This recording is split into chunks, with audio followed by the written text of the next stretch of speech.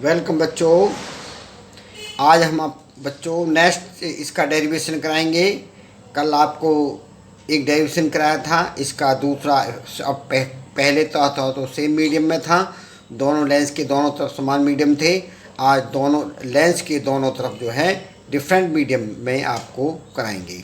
ठीक है, lens maker formula in different medium. तो इसमें क्या होता है, हमारा ये कॉन्वेक्स लेंस होता है। क्या होता है? Convex lens.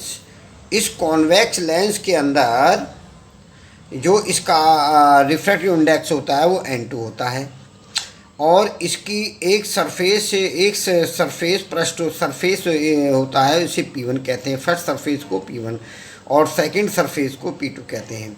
जो इसके मिडिल पार्ट होता है उसे हम जो है ऑप्टिकल सेंटर कहते हैं। ये ऑप्टिकल सेंटर होता है। और ऑप्टिकल सेंटर, तो इससे जो लाइन पास होती है, जो हॉरिजॉन्टल लाइन पास होती है, उसको हम प्रिंसिपल एक्सिस कहते हैं, प्रिंसिपल एक्सिस। ठीक है, अब जो हमारा ऑब्जेक्ट होता है वो प्रिंसिपल अक्ष पर रखा होता है। ऑब्जेक्ट जो भी रखेंगे हम प्रिंसिपल अक्ष के in front of the lens on principal अक्ष रखेंगे। इससे हमारी दो रे जाती हैं। एक तो OA रे जाती है और दूसरी रे हमारी OP1 होती है। जो हमारी OA रे जाती है, पहले तो P1 सरफेस पर नॉर्मल होती है, फिर उसके बाद P2 सरफेस पर नॉर्मल होती है। जब P2 सरफेस से नॉर्मल होती है तो नॉर्मल से दूर जाती हुई वो हमारी आई डैश इमेज बनाती है। कौन सी बनाती है? I dash.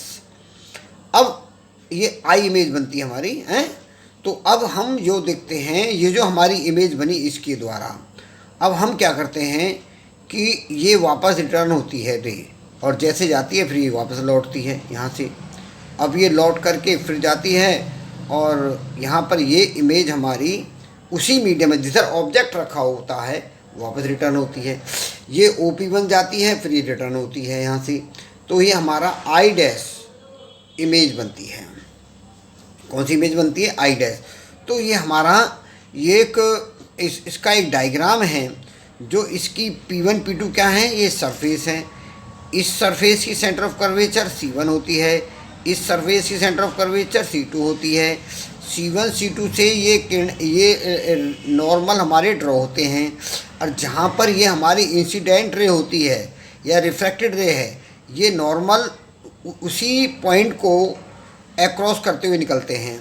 अगर हम इससे अलग क्रॉस करेंगे तो हमारा जो रे डायग्राम है वो हमारा गलत हो जाएगा। ठीक है, तो अब ये हमारी प्रिंसिपल एक्सिस होगी, ये हमारा कॉन्वेक्स लेंस हो गया। इसमें P1 P2 टू सरफेस हो गई, C1 C2 ऑप्टिकल सेंटर हो गए, और हमारा O ऑब्जेक्ट है, और ऑब्जेक्ट से इमेज P1 से इमेज हमारी आई डैश बनती है, जो ऑब्जेक्ट के जो P2 सरफेस के लिए ऑब्जेक्ट का वर्क करती है, और फाइनल इमेज हमारी आई बनती है। ये इसकी थ्योरी है डायग्राम की। अब देखिए, इसी को मैंने समझा कर आपको लिखा है। इसमें क्या लिखा है? Suppose a convex lens of glass of index n2 is placed in different medium, optical centre is seen. जो हमारा कॉन्वेक्स लेंस है उसका रिफ्रैक्टिव इंडेक्स n2 है और डिफरेंट मीडियम में रखा है, और उसका ऑप्टिकल सेंटर C है। ये बात समझ में आ गई आपकी। फिर हमने लिखा है एन ऑब्जेक्ट O, ऑब्जेक्ट क्या हमारा O is placed on principal axis of lens, principal axis के लेंस की प्रिंसिपल एक्सिस पर रखा है। An incident ray is OA and OP1, हमारी इंसिडेंट रे दो हो गई, तो इंसिडेंट रे एक तो OA होगी एंड OP1 होगी। टू रिफ्रैक्टेड रे कौन कौन सी? AB एंड P1 C1 हुई। When extended come backwards met at I dash, वे वापस एक्सटेंडेड होकर के वापस रिटर्न होती हैं और आई डैश पर मेट होती हैं, मिलती हैं। It is virtual image of an object ओड, ऑब्जेक्ट ओ की ये हमारी वर्चुअल इमेज होती है। For the refraction of first surface P1 से N2 upon V dash N1 upon U equal to N2 minus N1 upon R1 equation 1। For P2 N3 upon V N2 upon V dash N3 minus N2 upon R2 equation 2। अब ये दो equation होगी, एक तो P1 surface के लिए बता दी, एक हमने P2 सरफेस के लिए। हमने P1 सरफेस के लिए इसके रिफ्रैक्शन के लिए हमने एक डेरिवेशन कराया था, उसी डेरिवेशन को हमने पहले P1 के लिए नोट किया, उसी डेरिवेशन को हमने फिर P2 के लिए नोट किया। अब इन दोनों को कंबाइंड करने के लिए इन दोनों को ऐड कर देंगे, ऑन एडिंग इट।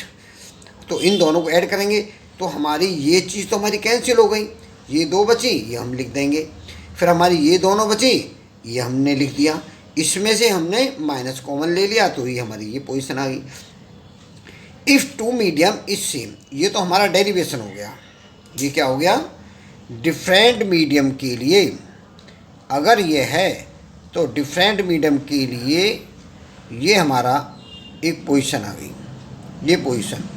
अब इस पोजीशन को हमने चेंज करना चाहा, हमने कहा for two medium is same, अगर दो मीडियम सेम हों तब क्या होगा? N3 की वैल्यू N1 के बराबर रख देंगे, हमने ये वैल्यू रख दी। हमने देखा इन सब में N2 माइनस N1 तो कॉमन आ गया, यहाँ से N1 हो गया, N1 से हम भाग कर देंगे, डिवाइड कर देंगे। तो अब हमारी पोजीशन क्या बनी? N1 1 upon V minus 1 upon U equal to N2 upon N1 minus 1, bracket में 1 upon R1 minus 1 upon R2। N2 upon N1 को हम N कहते हैं, ये हम ऐसे ही नोट कर देंगे।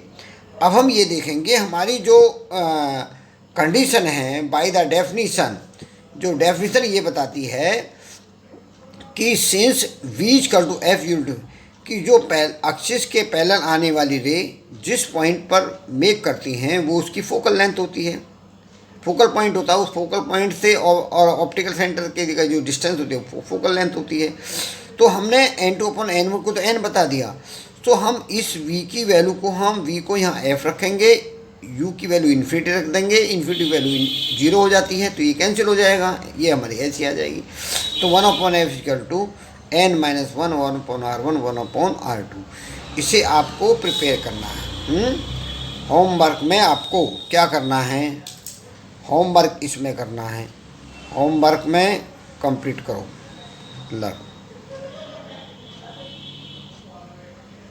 लर्न इट, इसे याद करें। होमवर्क में पहला कंप्लीट कॉपी,